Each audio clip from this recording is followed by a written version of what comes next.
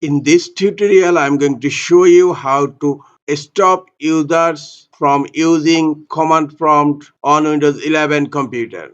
To prevent access to the command prompt, go to search.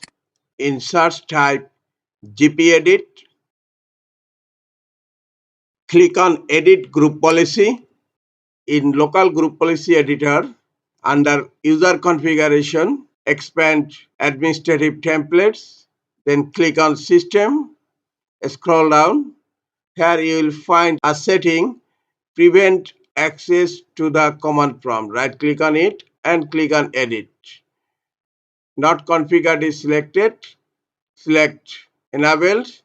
Then under Disable the Command Prompt Script Processing, select Yes and then click on Apply, then click on OK. The policy is enabled. Close Group Policy. Now right click on Start menu, click on Run. In Run, type gp update space /force. Click on OK.